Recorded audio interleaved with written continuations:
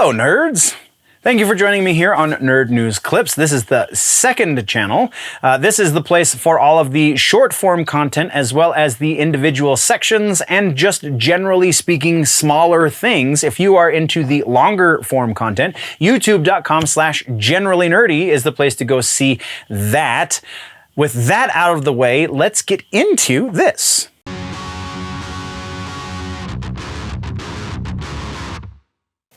Movies is a proper section. We got a little bit of everything in here, so let's get to it. First, we're starting in follow-ups and corrections. Follow-ups are that Winnie the Pooh Blood and Honey movie, the horror movie, because Winnie the Pooh is now public domain. Remember, we talked about this when it happened.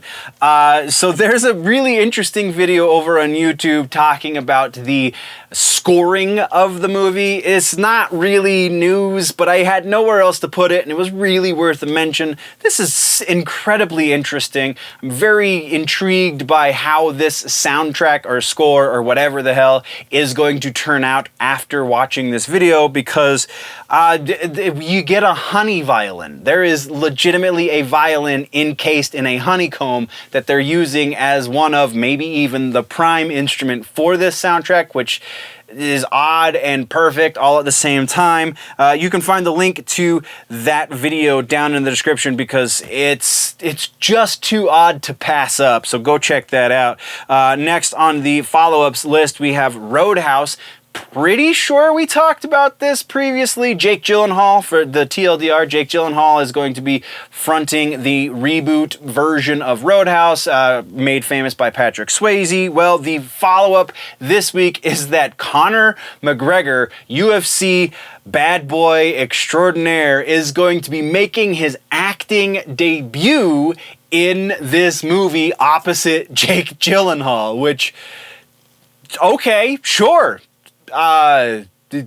That gets me a little bit more curious about this movie. I'm not even gonna lie. And then our final follow-up for this episode is the third Sonic movie has a release date. November 20th of 2024, we'll see the release of Sonic 3.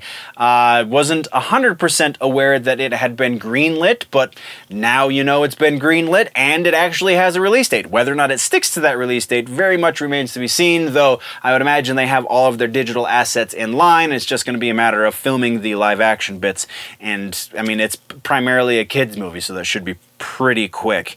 That is what we have for follow-ups. Let's get to trailers. Aqua Teen Forever Plantasm just dropped a trailer. That is the movie. Remember, we talked a couple of months ago that Aqua Teen and the Venture Brothers and Metalocalypse and all of these other shows that were on Adult Swim that got canceled unceremoniously are getting movies as a way to kind of wrap up their narrative.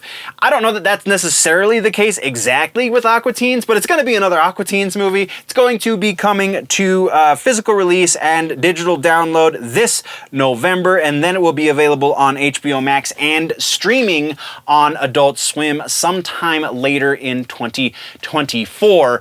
Wow, I'm kind of psyched about this one as well. Go check out the trailer. It's actually a clip from the movie because, yeah, it's just great. Go check it. That's what we've got for trailers. So let's get into, we're in the meat and potatoes portion of the news for movies, and we got to start this section because there's not a whole lot of meat and potatoes. We got to start this section with a real bummer piece, and that is Olivia Newton-John. You know her very much from the Grease movie opposite John Travolta. She also had the singing career. She did the Let's Get Physical song, amongst other things. Very successful lady. 73 years young. And she lost her battle with cancer. And this has been an ongoing thing. It's not exactly out of the blue, but still a sad day in Hollywood. So we are going to take a moment and remember Olivia Newton-John.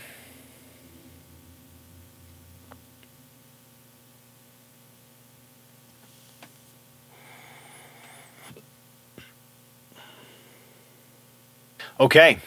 Yeah. Downer piece out of the way, let's get back into the fun things. Idris Elba is going to be he's back in the movie news. He's going to be in another comic book movie, but this time not from the big two. It's a Dark Horse book called Bang. It's going to be produced by Netflix, so released on Netflix. Again, starring Idris Elba, directed by none other than David Leitch, who directed, the second Deadpool movie, David Leitch. So pretty big names attached to this. Again, Netflix is really swinging for the fences to make everything kind of resemble what they can of Marvel. Idris Elba's a good direction to go with that, I think. So yeah, super interested about this one. I've never read the Bang comic, so if you have, let's talk about that. Is it a good comic? Is it something that's worth reading? Is it something that Idris Elba is going to do justice? Let's have that conversation down in the comments or over on the socials, whichever. And then that's the meat and potatoes of this episode, so let's get into suggestions for movies this week. Crimes of the Future. David Cronenberg's most recent movie is a bizarre piece of film. I'm not even gonna lie.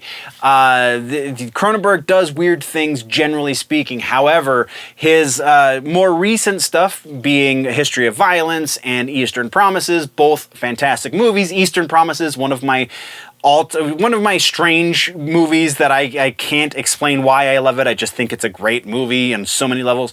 But this is body horror. At some of it's more bizarre, I'm not even gonna lie. It's not as horrific as Color Out of Space was, but still very, very much in the realm of body horror. So be warned, but if you're down for something a little crazy and weird, definitely check out Crimes of the Future from David Cronenberg, starring Viggo Mortensen, amongst other people. It's gonna warp your mind. I did no two ways. Once again, this has been just a brief segment from the larger episode that has been posted over on the main channel, youtube.com/generallynerdy. Go over there for the long form content, or just subscribe here if you want it in bite-sized chunks.